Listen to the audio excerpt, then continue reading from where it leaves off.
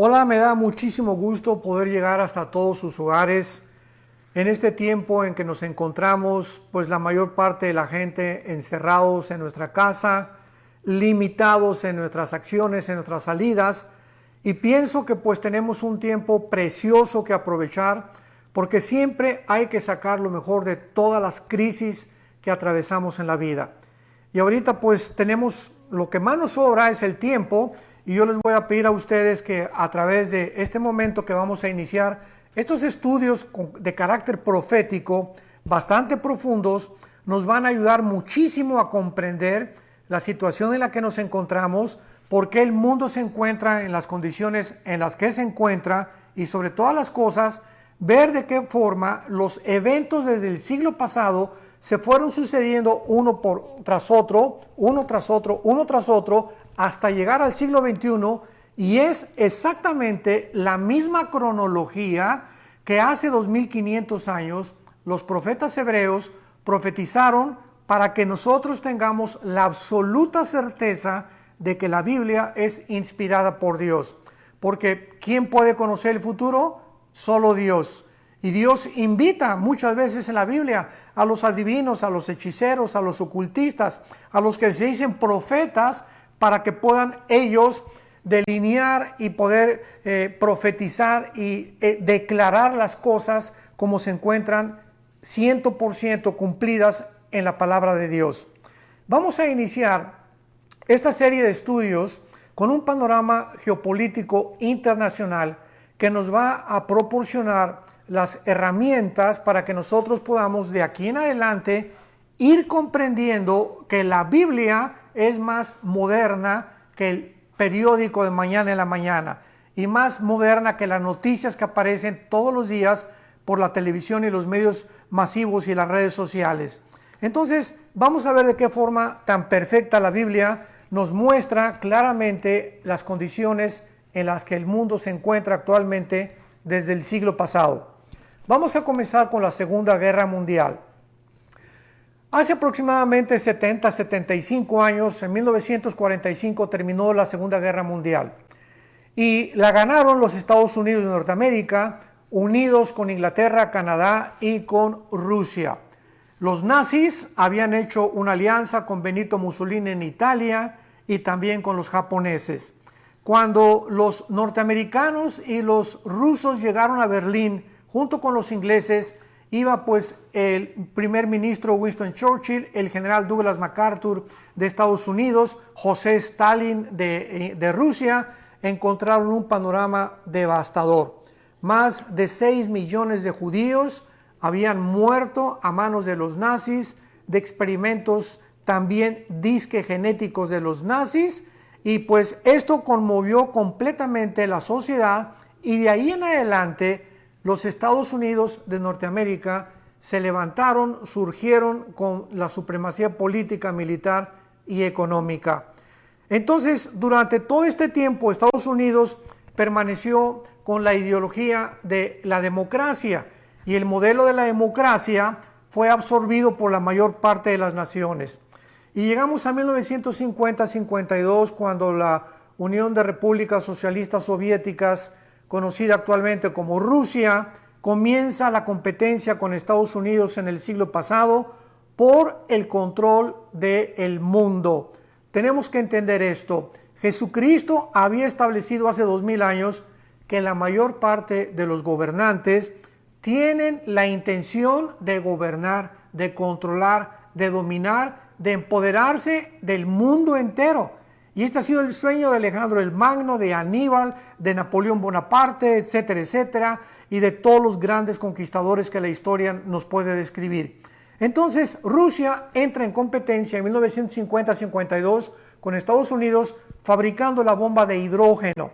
Y de ahí en adelante comienza el mundo a percibir una guerra que se consideró como la Guerra Fría. ¿Por qué Guerra Fría? Porque no hubo ninguna confrontación armada ni militar. Fue una guerra de competencia en la que cada uno estaba amenazando al otro, hasta que llegamos a 1962, cuando el presidente John Kennedy de Estados Unidos descubre que en Cuba había cantidad de misiles rusos apuntando a Estados Unidos.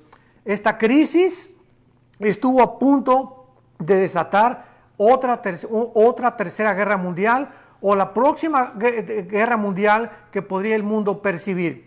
Gracias a Dios que en aquel entonces el primer ministro de Rusia, Nikita Khrushchev, hace caso de las advertencias de Estados Unidos, ve la decisión del presidente Kennedy, sacan los misiles y se acaba completamente esa amenaza. Hasta 1989, cuando el mundo puede ser testigo de la caída de la ideología del comunismo. El muro de Berlín, que separaba a la Alemania oriental de la Alemania occidental, es derribado. El presidente de Estados Unidos en aquel entonces, Ronald Reagan, comienza a festejar y a celebrar porque anteriormente ya había amenazado a Khrushchev que ese muro no podía ya dividir a Europa occidental de la Europa oriental. Así que tenemos ya de la caída del comunismo que durante todo ese tiempo, pues los países que hicieron, los que estaban siguiendo toda la doctrina y la ideología de Carlos Marx y de Federico Engels y que le llevó a la práctica Lenin en 1917 con la revolución bolchevique, pues se vieron completamente hundidos. Ya no sabían qué tipo de ideología establecer, qué tipo de gobierno hacer. Y así vemos que esto permaneció hasta la entrada del siglo XXI, donde nos encontramos actualmente. En el siglo XXI, un hombre que fue jefe de la KGB, que es la sociedad secreta de la policía rusa, llamada Vladimir Putin, comienza a levantar otra vez a Rusia con el sueño de volver otra vez a resucitar de las cenizas el comunismo, pero ya no mezclado realmente con la ideología atea, humanitaria, evolucionista, que fueron las bases del comunismo. Entonces Putin comienza a levantar a Rusia poco a poco, pero en el año 2001, el 11 de septiembre, Estados Unidos sufre el primer ataque terrorista de la historia.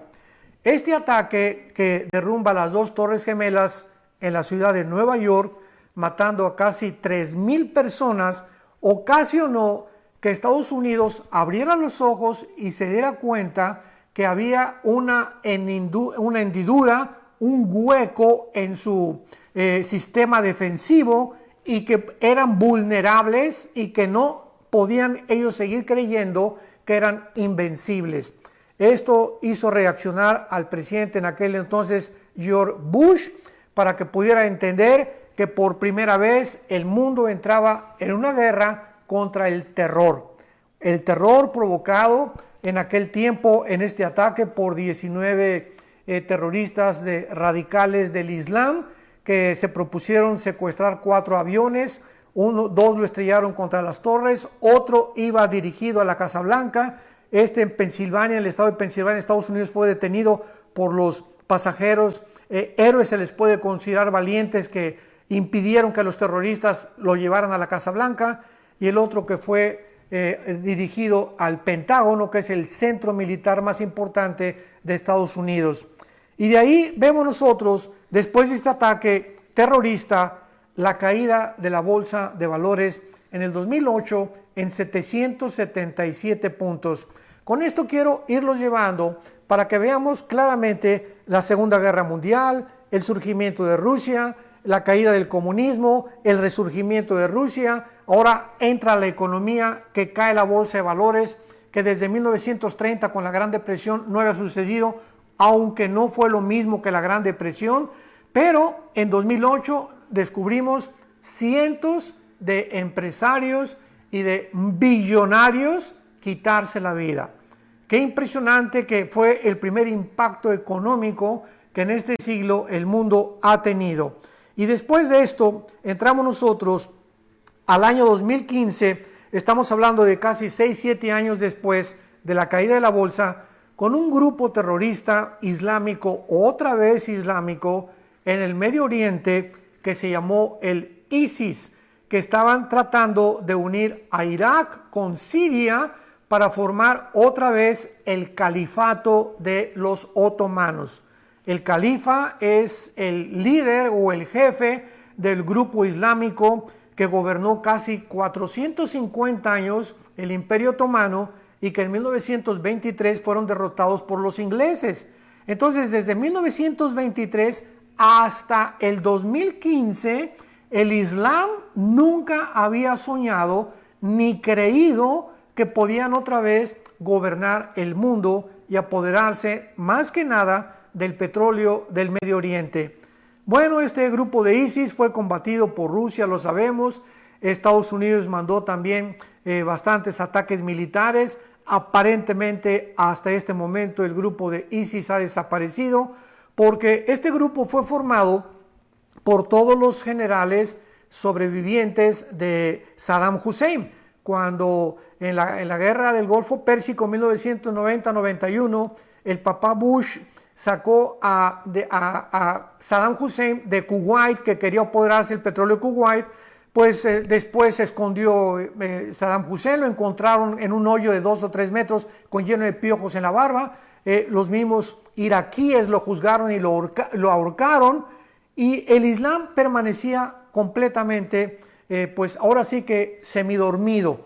Entonces, esto es importante porque vamos a ver claramente en todos estos estudios de qué forma la Biblia profetiza que el Islam volverá a resurgir antes de que Cristo venga y que las naciones que Cristo venga a juzgar antes de que Él venga van a ser en su 95% islámicas. Así que esto es importante para todos los estudiantes de la profecía, de la escatología, que consideremos. Entonces vemos el resurgimiento del ISIS, el anhelo de los otomanos otra vez de establecer su imperio, y en 2018-2017, vemos otro acontecimiento, otro evento, después de que el supuesto grupo de ISIS está disque desapareciendo, que se unen Rusia, Irán y Turquía y algunas naciones islámicas para comenzar a unificarse y tratar otra vez de controlar el Medio Oriente, donde se encuentran en medio de Arabia Saudita, Irak e Irán más del 65% de las reservas petroleras del mundo. Entonces vemos nosotros esta ambición desde el siglo pasado, que ha sido por todos los siglos, pero pues desde el siglo pasado, con ya el descubrimiento de la fisión nuclear, las bombas atómicas, la energía termonuclear, ahorita la impresionante tecnología cibernética que ha traído de cabeza al mundo. Tu computadora hace un año ya es obsoleta. Vemos cómo esto ha avanzado, y mientras más tecnología alcanzamos, mientras más conocimiento tiene el ser humano científico, tecnológico y militar, más peligra el ser humano o la humanidad para poder realmente colocarnos cerca de una forma absolutamente certera e inequívoca en una tercera guerra mundial, que es lo que profetiza la Biblia. Entonces resurge la unión de Rusia, Irán, Turquía y naciones islámicas, y esto es el cumplimiento, damas y caballeros que nos escuchan, amada familia de Dios, de una profecía en el libro de Ezequiel, capítulo 38 y capítulo 39, que más adelante en estos estudios vamos a desarrollar con mucho más detalles y con mucho más profundidad. Pero aquí en este capítulo 38 y 39, se los digo de una forma panorámica rápidamente, se profetiza que las naciones de Rusia, de Irán, de Turquía y algunas del norte de África se van a unir. Esto fue hasta 2600 años, increíble, cuando la palabra Rusia ni siquiera existía. Irán aparece en la Biblia con el nombre de Persia. En 1935 se le cambió el nombre de Persia a Irán. Entonces vemos nosotros de qué forma, aunque los nombres que tienen las naciones actualmente no aparecen con ese nombre en la Biblia, lo sabemos por la ubicación geográfica en la que naciones se encuentran actualmente. Lo vamos a ver con más detalles más adelante. Pero esto es impresionante porque esto es algo que profetizaron los hebreos hace 2600 años de que Rusia se iba a unir con Irán, se iba a unir con Turquía, y son exactamente las naciones que se profetizó que están alineadas actualmente en el siglo XXI en contra del Occidente. ¿Qué es lo que estamos viendo actualmente en el panorama geopolítico internacional? Que el Oriente está en guerra contra el Occidente. Oriente versus Occidente. Las naciones del Oriente tratando de pelear contra las del Occidente, y en este caso representadas por Estados Unidos de Norteamérica, que vamos también a analizar de una forma detallada, que Estados Unidos no puede permanecer con la supremacía militar, política y económica que ha tenido en los últimos casi 75 años. Entonces vamos a ver claramente de qué forma toda esta información que la encontramos en la Biblia nos va a ayudar profundamente para afianzar nuestra fe, para estar seguros que las cosas que están escritas se van a cumplir y que tal como Jesucristo lo profetizó, tiene que llegar a una culminación. A continuación vemos, después del 2015, lo que estamos viendo actualmente y que tal vez ha provocado esta famosa infección del famoso coronavirus. Comienza China a competir comercialmente con Estados Unidos. Estados Unidos comienza a darse cuenta que ya en California, escuchen lo que les voy a decir, en California los chinos ya casi están comprando completamente los puertos de California. Esto es inconcebible. Y la mayor parte ahorita de las fábricas que hay en California están bajo los asiáticos. Entonces, de repente los políticos norteamericanos descubren una invasión comercial tan grande, donde ya guaraches y sandalias y relojes, imitaciones chinas por todos lados, y Estados Unidos dice, cuando eligen al presidente Trump, vamos a detener esto, vamos a impedir, porque tenemos que ser un poco más nacionalistas y tenemos que entender que no podemos permitir que China entre a Estados Unidos, porque hasta hace algunos años, damas y caballeros, familia de Dios, si juntáramos todo el efectivo que hay en el mundo, el papel cash, el papel moneda en el mundo, la mitad estaría en las manos de los chinos. O sea, los chinos llegaron a tener un control económico tan grande en los Estados Unidos de Norteamérica que el presidente Trump tuvo que reaccionar de una forma casi agresiva, elevando los aranceles de los productos chinos a Estados Unidos, y China no se iba a quedar con los brazos cruzados. China tenía que reaccionar porque pues también les interesa el comercio, pero más que eso, también ellos tienen el propósito de algún día tratar de controlar el mundo. Aunque la Biblia nos profetiza que los chinos aparecen nada más en Apocalipsis capítulo 16 como los reyes del oriente, que se van a unir en Israel en la batalla del Armagedón o en la Tercera Guerra Mundial para tratar de destruir a Israel. Antes de eso, los chinos no aparecen gobernando el mundo, ni tampoco teniendo la supremacía económica que ahorita ellos están tratando de obtener.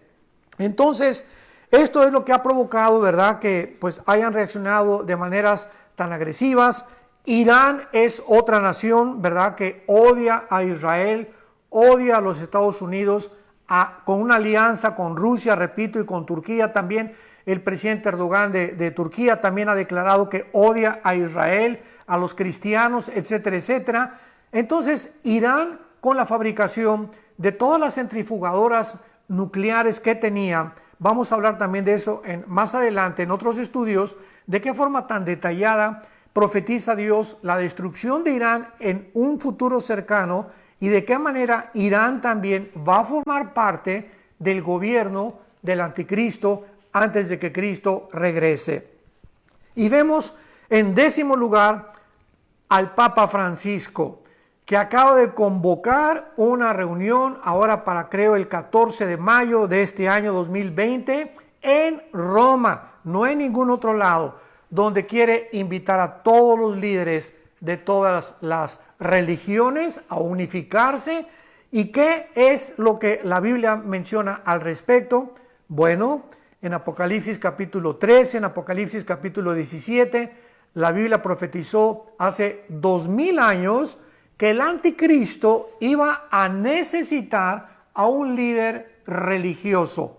En Apocalipsis 13 se menciona a este líder con cuernos de borrego, con boca de dragón, o sea, con una apariencia de paz, con una apariencia supuesta de santidad, pero con un corazón malo, con el propósito de controlar a través de la economía y de la religión al mundo entero.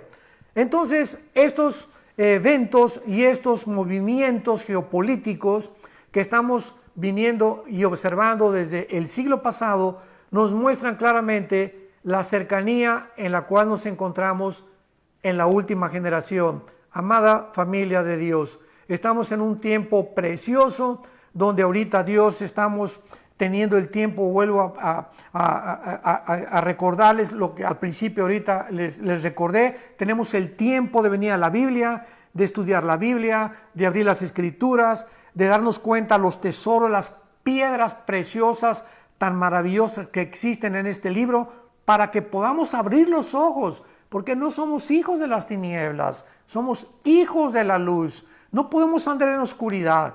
La Biblia dice: el que anda en oscuridad, confíe en Jehová, porque Él es nuestra luz. Luz está sembrada para nosotros y no tenemos por qué apurarse en nosotros el miedo, ni tampoco el temor, porque recordamos siempre esa ocasión de Cristo navegando con los discípulos en la barca, y de repente se levanta un viento y las olas entran a la barca de los discípulos, y Jesucristo, ¿en dónde se encontraba? Se encontraba en la popa del barco, dormido. Ahí estaba el Señor Jesús completamente dormido, completamente ausente del viento y lo que estaba sacudiendo la barca, simplemente porque Él sabía, ¿verdad?, que no hay nada absolutamente que lo iba a poder hacer reaccionar negativamente, porque Él traía un plan. Él sabía que iba a morir en una cruz y que antes nada podía impedir que Él cumpliera su misión. Y de la misma forma nosotros tenemos que entender esto: no hay nada que nos pueda arrebatar en la misión que Dios ha determinado para nuestras vidas. En nada va a abortar más que tú mismo. Si tú quieres abortar el plan de Dios, es por el pecado, por tu falta de arrepentimiento. Pero Jesucristo estaba dormido por la confianza y la fe que Él tenía en su Padre.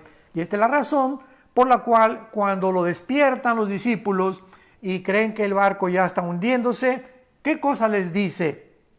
¿Por qué no tuvieron fe? En otras palabras, vamos a preguntarnos: ¿hubiera Jesucristo permitido que se inundara la barca? ¿Hubiera permitido Jesucristo que realmente la barca llegara a el agua hasta arriba y que se hundiera?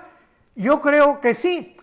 O sea, si ellos no hubieran despertado a Jesucristo, Jesús hubiera permitido, que se hunda la barca y que el agua les llegara hasta aquí, hasta el cuello. Y ahí, ya cuando les llegara al cuello, los iba a rescatar, para mostrarles que ellos, confiando en Él, no había nada que los podría separar de su amor y de su provisión y de su consuelo. Entonces, así pasa con nosotros.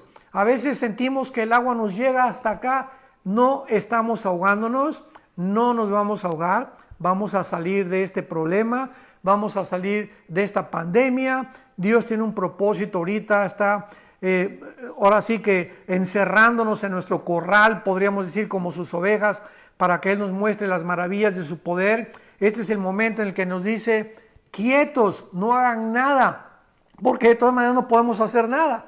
No podemos, no está en nosotros la solución, está fuera de nosotros. Si encuentran una vacuna, si no la encuentran, si el gobierno, si esto y el otro, si una teoría de conspiración, nada de eso está en nuestras manos. Lo único que podemos hacer es estar quietos, orar, leer la palabra de Dios, y cuando Dios nos ve en esa quietud, y cuando Dios nos ve que estamos esperando que Él supla, y lo va a hacer de una forma sobrenatural, las cosas que creemos que ahorita nos faltan, es cuando permitimos que su poder entra en acción en nuestras vidas. La barca no se va a hundir, tu familia no se va a hundir. Confía en Jehová, entrégale completamente tu vida, entrégale completamente tu familia, porque poderoso es Dios para hacer que nosotros abunde toda gracia. Poderoso es para Él hacer que nosotros abunde toda gracia, a fin de que teniendo siempre todas las cosas, todo lo suficiente, abundemos nosotros en buenas obras. Porque el que le da semilla al que siembra y el que le da pan al hambriento es el mismo que proveerá y suplirá lo que nos falta y aumentará los frutos de nuestra justicia. Pero es importante lo que antecede a este versículo en 2 Corintios 9, del 5 al 8. ¿Por qué? Porque dice que no se puede recoger lo que no hemos sembrado. Ahorita vamos a recoger lo que hemos sembrado en el pasado. Si nosotros hemos sido avaros, si nosotros hemos sido ahora sí que egoístas y verdad con trabajos ofrendábamos a la obra de Dios, pues no esperemos recoger ahora, pero es el tiempo precisamente en el que vamos a recoger, porque nadie puede recoger lo que no ha sembrado.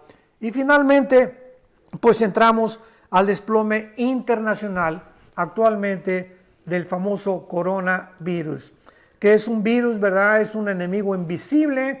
Ya hemos tenido bastante información. Conforme avanzan los días, más información científica tienen los infectólogos, los dedicados a la virología, etcétera, etcétera. Y nos damos cuenta que este desplome internacional en Estados Unidos, 3 millones de desempleos, 3 millones de personas que no tienen empleo. Y aquí no es como en México o en otras naciones de Latinoamérica. Aquí en Estados Unidos no hay sindicatos.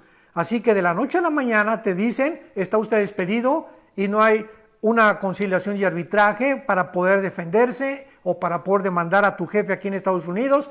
Quedas en la calle sin ninguna cubierta de ninguna especie. Y esta es la forma en la que más de 3 millones de personas se están encontrando aquí en Estados Unidos. Y no digamos en México y en otros países, ¿verdad? Pero ¿qué está ocasionando todo esto? Este desplome económico, el dólar está en 25 centavos y 25 centavos más, etcétera, etcétera, nos está hablando que el mundo, y lo vamos a ver en los próximos estudios, se dirige a un orden económico internacional.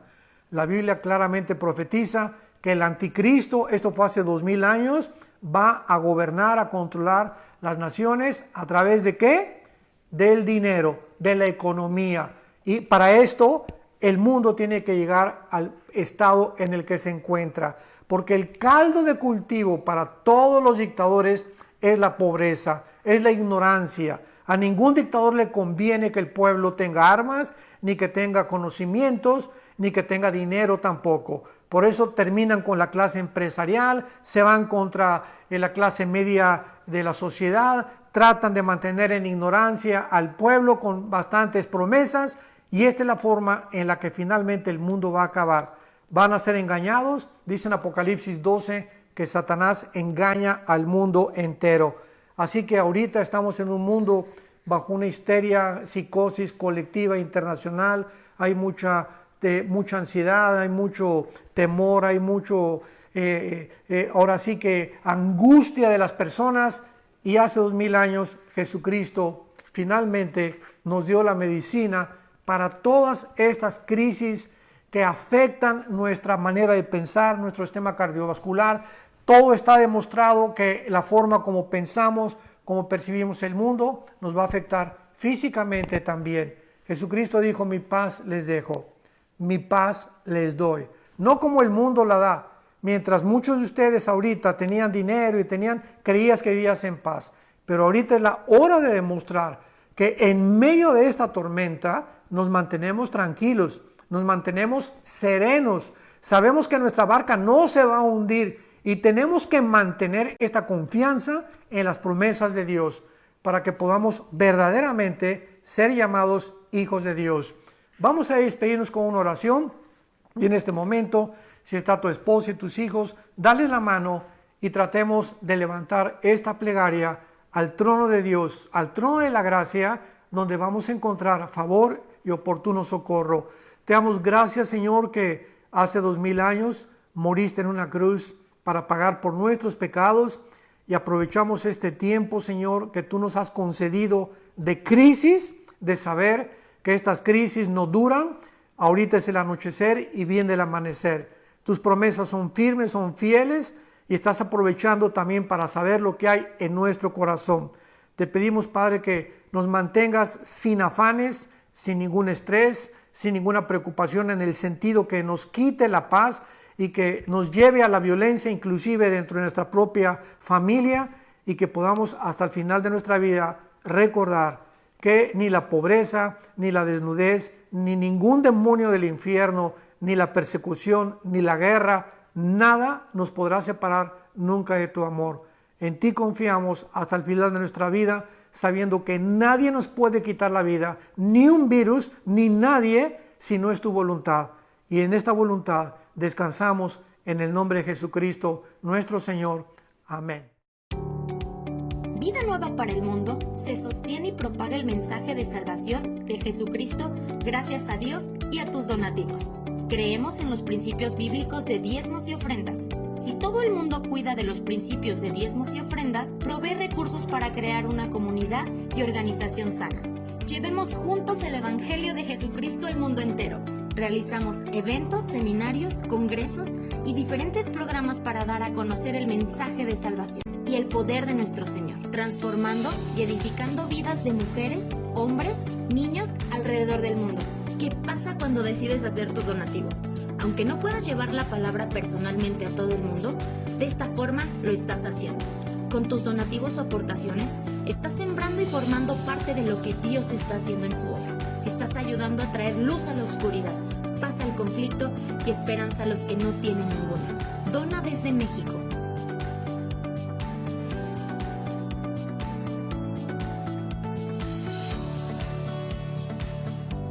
Dona desde Estados Unidos.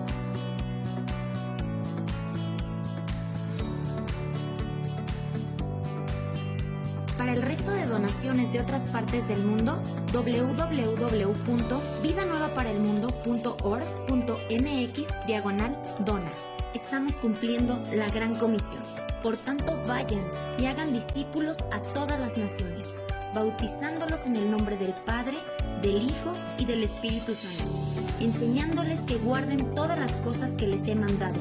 Y he aquí que yo estoy con ustedes todos los días hasta el fin del mundo.